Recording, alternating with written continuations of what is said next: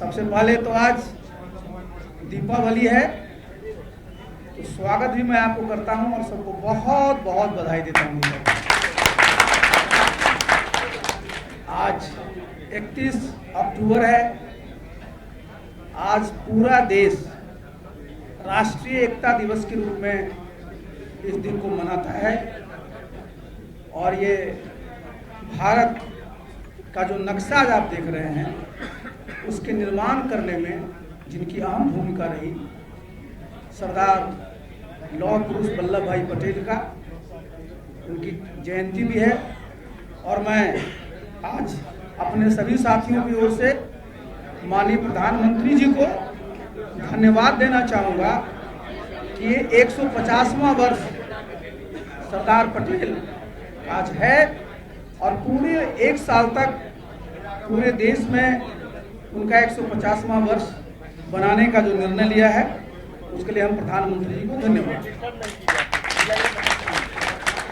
सरदार पटेल के बारे में हम चर्चा करेंगे, लेकिन आज पूरे देश में हर्षोल्लास के साथ जो दिवाली मनाई जा रही है, तो दिवाली के दिन सब लोग अपने आप को खुश रखना चाहते हैं, प्रसन्न रखना चाहते हैं और आज का दिवस जो होता है वो खुशहाली का दिन होता है। तो इस अवसर पर आज सब हम लोग जब दीप जलाएंगे तो दीप क्या होता है?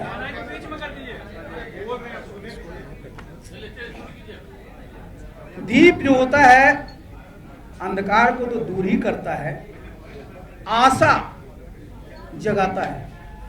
तो मैंने अपनी पार्टी का जो नाम रखा है ना, अभी मैं शॉर्ट में बोलूंगा, अगर आप उसको शॉर्ट करिएगा तो उसका नाम ही आशा है।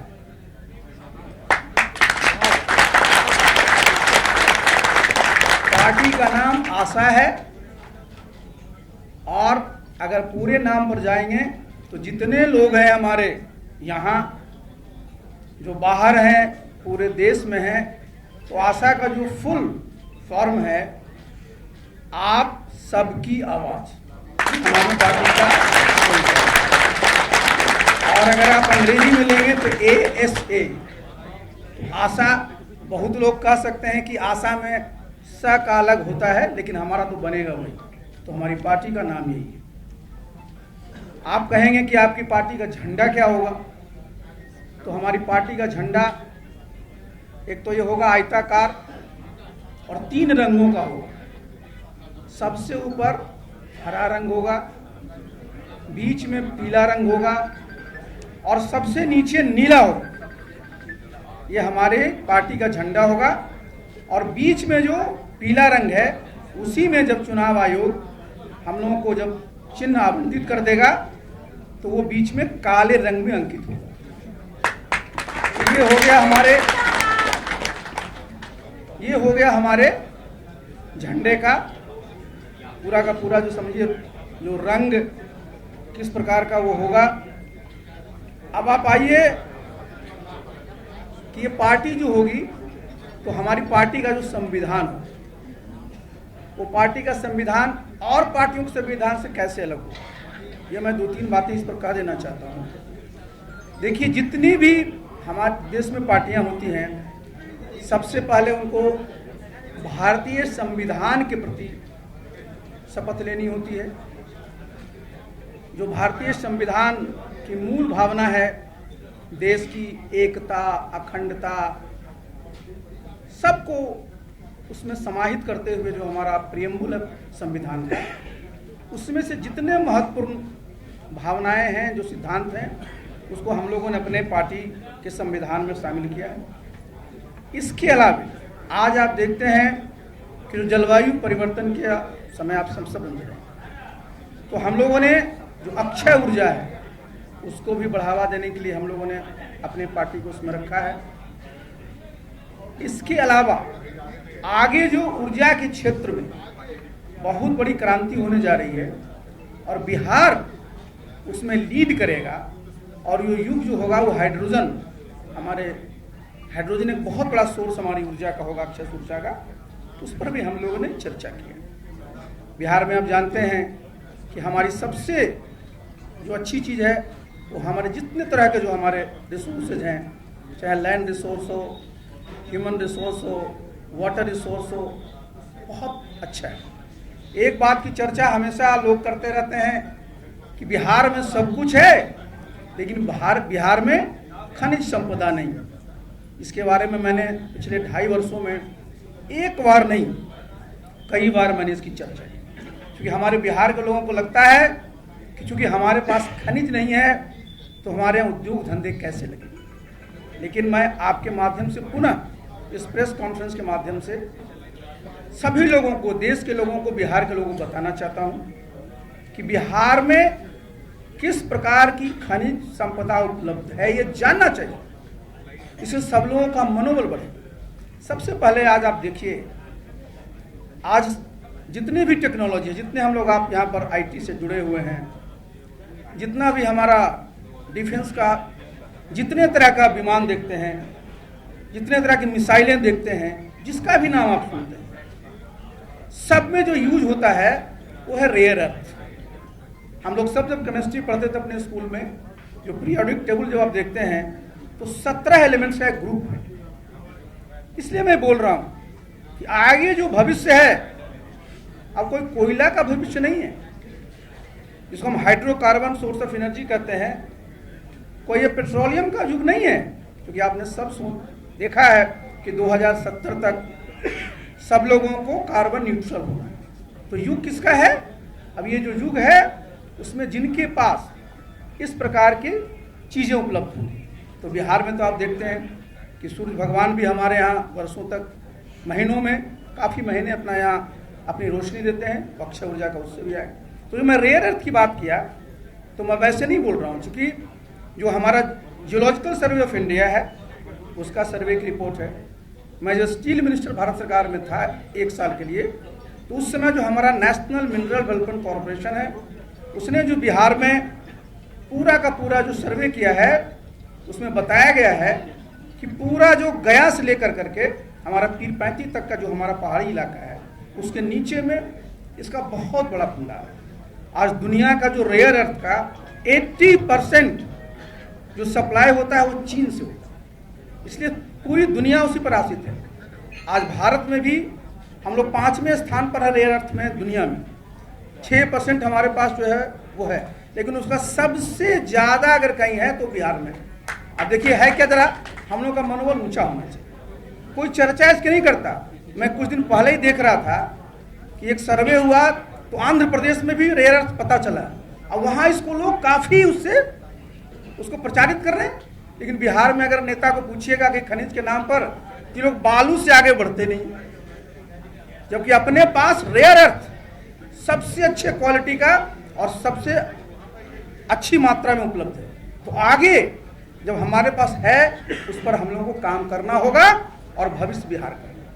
सोना आप सब जानते हैं, हम लोग पढ़ते थे तो कोलार फील्ड था कर्नाटका में जहां सोना मिलता था, खुदाई। अब वहां भी खुदाई बंद है।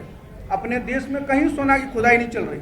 पूरा देश में जो सर्वे मैंने कहा आपको, आर्कियोलॉजिकल सर्वे ऑफ इंडिया नहीं, ये जियोलॉजिकल सर्वे ऑफ इंडिया ने किया और हमारे एनएमडीसी ने किया, तो ये जान कर करके सब बिहार वासियों को और देशवासियों को प्रसन्नता होगी कि बिहार में एक नहीं 2 जगहों पर सोना का कूद खंडार मिलने की संभावना है।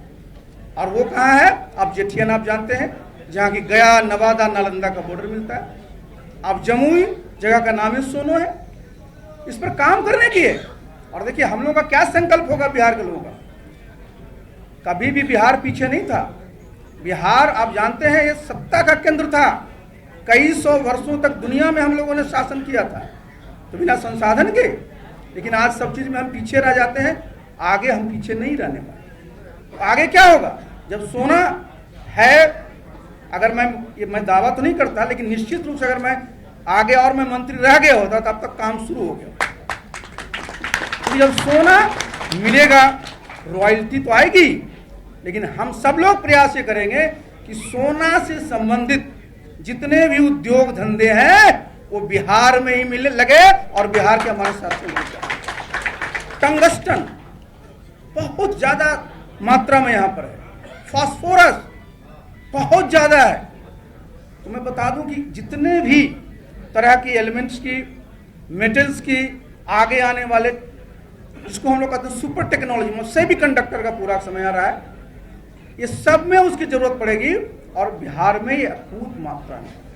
तो मैं बिहार वासियों को आश्वस्त करना चाहता हूँ कि आप अपना सिर्फ बालू पर मत आश्रित रहिए कि हमारा जो है खनिज है। हमारे पास इस प्रकार के खनिज है और इससे ही हमारे लोगों को आगे रोजगार के अवसर प्राप्त हो। खेती के बारे में आप जानते ही कि सबसे अच्छा है जमीन है, सबसे अच्छी जमीन हमारी है। इस पर आप बहुत पहले भी सुन चुके हैं। अब एक मैं आपको चर्चा कर दूं कि हमारी पार्टी में संगठन का क्या स्वरूप होगा, ये आप जानना चाहिए। तो जो हमारा संगठन राष्ट्रीय स्तर पर होगा, प्रदेश स्तर पर होगा, जिला स्तर पर होगा, जहां नगर निगम है उस स्तर पर भी होगा, प्रखंड स्तर पर होगा, पंचायत स्तर पर होगा और बूथ स्तर। आप सब जानते हैं कि मैं एक दल का राष्ट्रीय अध्यक्ष था, तो मैंने उस पार्टी का प्रयास किया था बूथ स्तर पर ले जाने का। तब तो चूंकि अपनी पार्टी बनाए हैं तो हम लोग तो इस पार्टी को बूथ स्तर पर पहुंचाएंगे। और जो सदस्यता अभियान, सामान्यतः जितनी पार्टियां हैं, भाजपा को छोड़ दीजिए, तो सब लोग आज सदस्य बनाते हैं, उसमें किस चीज का प्रयोग करते हैं? रसीद का। इतने कागज की छपाई होती है, आप समझिए उस कितने पेड़ों की कटाई करनी पड़ती है, उसके ट्रांसपोर्टेशन में कितना खर्च होता है, रसीद का जो हिसाब किताब लेना पड़ता है। तो हम लोगों ने जो टेक्नोलॉजी है ना, इसका सहारा लेंगे सदस्यता अभियान चलाने में। और टेक्नोलॉजी आज देखिए, जो मोबाइल टेलीफोनी जो है वो आज देश के हर एक कोने में उपलब्ध है, हर एक कोने में उपलब्ध है। और आज आप इस बात को जान लीजिए कि इसमें मिस्ड कॉल के जरिए आप सब चीजों को जो है अपनी बात को कह सकते हैं। ये जरा समझना बहुत जरूरी है। तो हम लोगों ने जो मेंबरशिप का जो ड्राइव रखा है वो मैं रखा हूं मिस्ड कॉल के माध्यम से। मिस्ड कॉल के माध्यम से मेंबरशिप का होगा। नंबर जो है इसका हम लोग आज भी रिलीज करेंगे। नंबर जो है वो हमारे पास नोट कर लीजिएगा, वो आपको 910 है, 218 है, 6677 ये हमारा नंबर है। और इस पर आज हम लोग सदस्यता अभियान की शुरुआत भी करेंगे। ये तो हो गया हमारा सदस्यता। और उसी में जब आप डालेंगे, सामान्य पार्टियों में क्या होता है कि कोई एक्टिव मेंबर बनना चाहता तो 25 मेंबर बनाने पड़ते हैं। हमारे दल में 10 मेंबर बनाने वाले को हम लोग एक्टिव मेंबर बनाएंगे। जो एक्टिव मेंबर बनते हैं वही पार्टी के पदाधिकारी होते हैं। तो जो मिस्ड कॉल जब करेंगे उसमें उनका लिंक आएगा, लिंक पर डिटेल जानेंगे, उससे अपना वो कार्ड भी बना सकते हैं, परिचय पत्र भी निकल सकता है। और हमारा जो एक्टिव मेंबर का है उसमें हम लोग एक नंबर देंगे, रेफरल नंबर रहेगा, उसके माध्यम से वो अगर एक्टिव मेंबर बना लेंगे उसका भी लिस्ट हमारे पास होगा। तो इस प्रकार हम लोग मेंबरशिप का ड्राइव चलाएंगे। और मेंबरशिप का ड्राइव चलाएंगे, जब तक हमारा मेंबरशिप नहीं बन जाएगा तब तक हम लोग जितने भी हमारे महत्वपूर्ण पद हैं उस पर पदाधिकारियों को तब तक मनोमीत करेंगे। जब हमारा मेंबरशिप ड्राइव हो जाएगा तो हम लोग चुनाव करेंगे संगठन का। संगठनात्मक चुनाव होने के बाद हम लोग उस चीज को आएंगे। अब आप आइए कि भाई जो हमारा काम करने का जो तरीका होगा, तो काम करने का तरीका हम लोग का वही होगा कि हम लोग जनता से पहले भी जुड़े रहे हैं, फिर जुड़े रहेंगे। और सब साथियों को हम लोग ने यही अपनी बात को रखा है, समझाया भी और समझते भी हैं कि इस पार्टी को कभी भी किसी भी कीमत पर मजबूत होने के लिए जितना भी आपको परिश्रम करना पड़े वो सब करिए। और आज मैं बता दूं कि अभी हम लोग का गठन नहीं हुआ, लेकिन मैं जब मीटिंग करते रहा था तो बिहार में आप जान रहे हैं 243 विधानसभा सीटें हैं। आज की तारीख में हमारे पास 140 सदस्य हमारे पास हैं जिन्होंने अपनी इच्छा जताई है चुनाव लड़ने। तो जो 2025 का जो चुनाव होगा उसमें हमारे साथी जो मजबूती से लड़ना चाहते हैं वो चुनाव लड़े। तो हम लोगों ने जो ये दल का निर्माण किया है, इसलिए आखिर देखिए ये पूरा का पूरा पॉलिटिक्स क्या है, ये राजनीति है क्या, इसकी जितनी परिभाषा पढ़ लीजिए। लेकिन हम लोग जब पढ़ते आए उस जमाने से ही कि राजनीति सत्ता का संघर्ष, और सत्ता में आप क्यों आना चाहते, सत्ता में जब तक आप नहीं आएंगे तो जो आपका विजन है, जो आप पूरा करना चाहते हैं, उसको प्राप्त नहीं कर सकते। तो जब आप सत्ता में आएंगे, तो जो भी आपने अपना लक्ष्य रखा, अब आप देखिए कितना खराब लगता है कि देश में प्रति व्यक्ति आय 1,82,000 करीब 2 लाख करोड़ का है। बिहार में प्रति व्यक्ति आय 54,000 से 60,000 के बीच में। आप समझिए जरा इस बात को। एक समय था जब देश आजाद हुआ था, उसमें देख लीजिए कि हम लोग क्या स्थिति थी। आप आगे देखिए, प्रधानमंत्री जी का सपना है, पूरे देश के लोगों की सोच है कि 2047 में जब 100 साल पूरा हो जाए तो बिहार भी विकसित प्रदेश बने, जब देश विकसित राष्ट्र बनेगा। तो आप सब मीडिया के साथी आप जानते हैं कि अनुमान क्या है कि 2047 तक जो करीब करीब अभी 2 लाख प्रति व्यक्ति आए हैं, वो 15 से 16 लाख हो अगले 22 साल। तो बिहार में जरा सोचिए कि आज हमारा 54,000 से 60,000 के बीच में है, तो आप समझ लीजिए कितना मेहनत करना पड़ेगा। 30 गुना लोगों की आमदनी बढ़ानी पड़ेगी। और आमदनी कैसे बढ़ेगी? आमदनी बढ़ेगी जब आप निवेश करेंगे किस क्षेत्र में, जितने हमारे जो कृषि का क्षेत्र है, ऊर्जा का क्षेत्र है, और ये पूरा का पूरा जो हमारा जो उद्योग के बारे में मैंने चर्चा किया। तो एक बात की मैंने जो चर्चा की थी हाइड्रोजन के शुरू में, तो आपको पता है कि अब जो है आगे जब हाइड्रोजन एक मुख्य स्रोत होगा तो बिहार में जल की कमी नहीं है। हमारे यहाँ पूरा का पूरा जल का इतना संसाधन है, अक्षय हमारे पर ऊर्जा होगी तो इलेक्ट्रोलाइसिस प्रोसेस से हाइड्रोजन का निर्माण हम लोग कर सकते। अपने यहाँ 2-3 और मुद्दे हैं जिनकी मैं चर्चा करके आपको समाप्त करूंगा। एक, आप सब लोग जगह देखते हैं जो हमारे शिक्षा का क्षेत्र, जो हमारे शिक्षक हैं, जो हमारे छात्र हैं, मैं देखता हूं हम लोग पढ़े, गांव से पढ़े, मेरे पिताजी भी शिक्षक रहे। गांव से पढ़ करके जब कोई आरक्षण नहीं होता था उस समय हम लोग आईएएस बने। कोई ट्यूशन कहीं नहीं, वही शिक्षक पढ़ाते थे और सब बने। आज आप देखिए यहाँ क्या होता है, शिक्षा विभाग में रोज उनका टाइम ही टेबल निर्धारित होते रहता है कि 9 बजे आना है कि कितने बजे जाना है। बच्चा है उसका काम क्या है? ज्ञान अर्जन करना। बच्चे कितने देर तक अपने ध्यान को लगाएंगे? अब उनको अगर लंबे देर तक रखिएगा स्कूल में तो पढ़ने में ध्यान लगेगा? मैं देखता हूँ, वही मैं सवेरे सवेरे में जब मॉर्निंग वॉक में निकलता हूँ, 5 बजे के बाद से सब माताएं अपने बच्चों को खड़े रहे बस स्टैंड पर छोड़कर आएंगे। हम लोग का स्कूल का टाइमिंग होता था, मैं जानबूझ के बोल रहा हूँ, 10 बजे से 3 बजे तक। अच्छा से सवेरे का रूटीन भी होता था, लोग खाते भी थे, आधे घंटे का टिफिन होता था और 3 बजे बच्चे से घर चले जाते थे। उसी में से सारे लोग आखिर जो हमारे डॉक्टर राजेंद्र बाबू यहीं से पैदा हुए, बिहार के प्रथम राष्ट्रपति बने, तो क्या वो स्कूल जाते थे 5 बजे? स्कूल का समय वही था। नीतीश बाबू मुख्यमंत्री हैं, 5 बजे स्कूल जाते थे। ये इसलिए मैं बता रहा हूं। और आप शिक्षकों को कहते हैं कि जाकर के हाजिरी लगाओ। हाजिरी पर ध्यान कम दीजिए, ध्यान दीजिए कि आखिर शिक्षक हैं, वो पढ़ा रहे हैं, उनको किस प्रकार की जो है, उनको किस प्रकार का ज्ञान और लोगों को, बच्चों को देना हो दे रहे हैं कि वो कोई सरकारी कर्मचारी अन्य सरकारी कर्मचारियों की तरह नहीं है। वो अन्य सरकारी कर्मचारियों की तरह नहीं है, उनका काम है ज्ञान देना।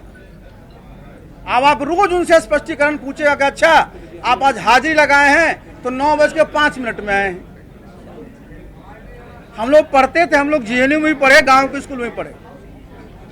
वो फोकस रहता था कि बच्चों को ज्ञान देना। तो शिक्षा में देखिए, हम लोगों को जब मौका मिलेगा तो हम लोग सुधार करेंगे और इस सब के लिए विन विन सिचुएशन होगा, बच्चों के लिए भी, उनके गार्जियन के लिए भी और शिक्षकों के लिए। ये कोई रेगुलेटरी डिपार्टमेंट नहीं है, ये मैंने शिक्षा के जानबूझ करके चर्चा की। आप जरा आप इस पर भी देख लीजिए, आज सबसे ज्यादा लोग किस बात से प्रभावित हो रहे हैं कि साहब सब जगह जो नशा जो है वो बढ़ गया है। नशा का प्रयोग, बिहार में शराबबंदी लागू है, आप सब जानते हैं। कोई भी यहाँ जो व्यक्ति है किसी प्रकार के नशा के सेवन को प्रश्रय नहीं देना चाहता है। लेकिन आप बात समझिए, बिहार में 2016 से शराबबंदी लागू हुई है। गांव में पूछ लीजिए, बहुत जगह शराब की क्या स्थिति है वो आपको पता है। लेकिन सबसे जो खराब चीज और हुई है कि नशा के जो और भी जो साधन है उसका बच्चे सब आजकल और भी लोग उसका सदुपयोग कर रहे हैं या दुरुपयोग कर रहे हैं, वो एक अलग मामला है, लेकिन उसका सेवन कर रहे हैं। तो हमारे लिए अच्छी बात नहीं है कि भाई एक तरफ तो मुख्यमंत्री जी की मंशा में कोई दिक्कत नहीं है, लेकिन खान पान को जो कानून बनाए, कानून के माध्यम से ये संभव नहीं है नशाबंदी को समाप्त करना। तो हमारी पार्टी का जो हम लोग जो सिद्धांत बनाया उसमें भी रखा है कि हम लोग जिसका जन जागरण का कार्यक्रम चले। आज का क्या है, आज देखिए जो आपका शराबबंदी का है, इस सब के लिए लॉस है। सरकार का कई हजार करोड़ का लॉस है एक्साइज का। आप देखिए कितने लाख ग्रामीण इलाके हैं, उनके बच्चे उनके लोग जो हैं जेल में चले गए, खर्च हुआ ना। तो आप इसमें सुधार की आवश्यकता, और हमने पहले भी कहा है और आज भी आपके माध्यम से मैं माननीय मुख्यमंत्री जी से अनुरोध करना चाहूंगा पूरी गंभीरता के साथ कि भाई एक हाई लेवल की कमेटी गठित किया जाए। जिस उद्देश्य से आपने शराबबंदी बिहार में लागू की थी वो कहां तक सफल हो पाई है, क्या क्या चीज और किया जाना चाहिए, जिससे कि भाई जो मनसा है वो भी पूरा हो। और बिहार के बारे में जो इमेज है, कोई आज प्रोग्राम कराने के लिए बिहार में आता नहीं, पूछिए कहाँ तो रांची में आ जाइए, पूछिए कहाँ तो बनारस में आ जाइए। तो जब बाहर के लोग आपके यहाँ आने से घबराएंगे, आप इतने वर्षों में बिहार में कितने होटल बने हैं, आप अगर जाइएगा तो हमारे होटल अलग अलग बने हैं, लेकिन अगर आप 5 स्टार होटल के बारे में चर्चा करिएगा तो शायद ही कोई बन पाए। तो हम लोग इस प्रकार का देखिए माहौल बनाना पड़ेगा कि भाई जब लोग बाहर से आए तो उनको ऐसा ना लगे कि मैं ऐसे प्रदेश में जा रहा हूँ जहाँ की डर हो। और एक बात को अंत में मैं और कहना चाहूँगा, इसको जरा सुनिएगा।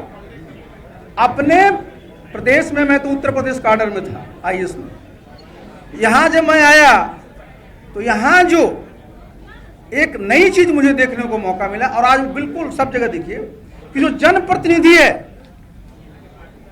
भाई जनप्रतिनिधि जितने लोग हैं, क्या हो गया है यहाँ बिहार में, FIR कर रहे, कुछ किया पहला काम FIR कर दो। आप जनप्रतिनिधि देखिए कितने हमारे मुखिया हैं, आप कहते हैं आपकी उम्र है आप मुखिया बन गए, कोई प्रशिक्षण नहीं होता है। गलती कोई और करे, जांच में आया तो क्या करना है, अरे वसूली करिए, कार्रवाई करिए, सबसे पहले FIR। किसी और प्रदेश में नहीं है। यहां जो है पूरा का पूरा इसका FIR-करण हो गया है, जिसे जितने हमारे जनप्रतिनिधियों का जो एक खौफ सबके मन में है। और आप चले जाइए, आप जितने भी हमारे ब्लॉक लेवल पर जाइए, आपको लेना है निवास प्रमाण पत्र, आपको लेना है जाति प्रमाण पत्र, आपको कराना है म्यूटेशन, आपको लेना है आर्थिक प्रमाण पत्र। क्या स्थिति है। तो हम लोग की सरकार जब बनेगी तो मैं इस बात को कहता हूं कि देखिए आज बिहार की जनता को ब्लॉक और अंचल के दरवाजे पर जाना पड़ता है, चक्कर लगाना पड़ता है। जब आप घर घर जातीय जनगणना करा के उनको बता सकते हैं, हर एक घर में वोटर ID कार्ड हो सकता है, तो फिर सरकार के जो हमारे कर्मचारी हैं वो क्यों नहीं हर एक साल के 31 मार्च तक प्रत्येक के लोगों को ये जो जितने तरह के सर्टिफिकेट हैं उनको घर पर पहुंचाना मैंडेटरी किया जाए। तो देखिएगा कि नीचे स्तर पर जिसकी आप चर्चा करते हैं भ्रष्टाचार का, वो अपने आप खत्म हो जाए। और एक बात और साथियों, आप जानते हैं कि मैं जब संगठन चलाता हूं तो मैं प्रकोष्ठ पर बड़ा ध्यान देता हूं, क्योंकि समाज के जितने, आप बिहार में भी जातीय जनगणना हुई, 215 जातीय गणना हुई। हालांकि अगर आप देखिएगा तो एक जगह बनिया लिखा हुआ, उसमें 19 जातियां हैं। तो जो 19 जातियां उनके अलग से तो गणना नहीं आपने किया, बनिया में डाल दिया, फिर अलग से और समाज को डाल दिया। लेकिन मैं उसको ही लेकर चलिए तो आपको जरा जान करके आश्चर्य भी होगा, पीड़ा भी होगी कि सिर्फ अपने बिहार में 25 ऐसी जातियां हैं जिनकी आबादी 1% से ज्यादा है। बाकी 190 जो जातियां हैं उनकी आबादी 1% से कम है। 100 से भी 2 जाति की आबादी कम है। अगर आप देखिएगा 10,000 तो 75 ऐसी जातियां हैं जिनकी आबादी 10,000 से कम है। हम चर्चा क्यों कर रहे हैं इस बात में? क्योंकि जितने भी दल हैं अपने संगठन में स्थान देने में, टिकट देने में किनका ख्याल करते हैं? जिनको लगता है कि भाई इनकी, तो हम लोग इन्होंने निर्णय लिया है क्योंकि हमारी जो पार्टी होगी इसका एक होगा सर्वसमावेशी और सर्वस्पर्शी। तो हम अपना जो प्रकोष्ठ बनाएंगे इसकी संख्या 64 से 65 हो, और इसमें इस तरह के जो हमारी आबादी के लोग हैं, जिनकी 5 लाख से कम आबादी है, जिनकी 10 लाख से कम आबादी है, जिनकी 1% से कम आबादी है, इनके लिए भी अच्छे अच्छे नाम जोड़ करके उनको भी हम लोग जोड़ेंगे, जिससे कि सब लोगों को लगे कि भाई ये पार्टी में सबका खेल। एक मिनट रुक जाइए। देखिए बिहार क्या है? बिहार जो है भाई गणतंत्र की जननी है। भाई हमारा पूरा का पूरा जो लिच्छवी का यहाँ है भाई, दुनिया में 2 ही गणतंत्र क्लेम किया जाता है, एक हमारा वैशाली का और दूसरा यूनान का। लेकिन ये सब जानते हैं कि जो हमारा गणतंत्र है वो सबसे पुराना। तो जिस समय राजतंत्र की चर्चा होती थी, हमारे बिहार के लोग कितने प्रबुद्ध थे कि उस समय गणतंत्र लोगों ने स्थापित किया। सोच देखिए हमारे बिहार के लोगों। तो भाई हम लोग का ये प्रयास होना चाहिए कि आगे आने वाले समय में जो बिहार को लोग किस नजर से आज देखते हैं कि बिहार तो मजदूरों की मंडी हो गई, बाहर हमारे लोग को भटकना पड़ता है, जितने तरह का इंफ्रास्ट्रक्चर है, और प्रदेश में जाता है तो देखता है कि सर बहुत अच्छा बना है। यहां किसी चीज की कमी नहीं है, कमी तो है एक किसी की तो विजन की है, एक सोच की। तो हम सब लोग मिल कर करके एक ऐसा बिहार बनाएंगे जो बिहार का सब लोग बोलेंगे गौरवशाली इतिहास। इतिहास तो था ही गौरवशाली। बताइए कौन सा ऐसा देश है जी, प्रदेश है, जहां एक नहीं 4 उस जमाने में विश्वविद्यालय रहे। लेकिन आज क्या होता है, हमारे बच्चों को कोचिंग के लिए कोटा और जगहों पर जाना पड़ता है। ये सब चीजें हैं, ये हमारे पास जो अभी सब कमी दिख रही है, इसको दुरुस्त करना होगा। और ये दुरुस्त करने के लिए पॉलिटिकल विल, पावर विल जो आपका होना चाहिए, मजबूत होना चाहिए, और सबको साथ लेकर के चलनी।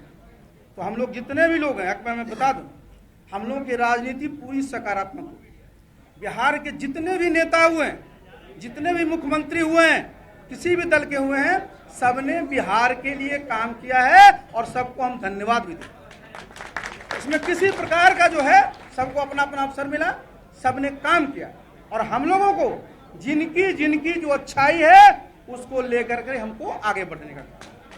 तो साथियों, आज चूंकि दिवाली का दिन है, मुझे भी और कई जगह जाना है, आप लोगों को भी जाना है, और ये चूंकि आज पार्टी की घोषणा करनी थी तो हमने आज आपको कष्ट दिया, इसके लिए बहुत बहुत क्षमा। और आगे हम लोग मिलते रहेंगे, और आपके जितने भी क्वेरीज होंगे, जितने भी परीक्षा होंगे, सबका जवाब देंगे। आज बहुत बहुत धन्यवाद।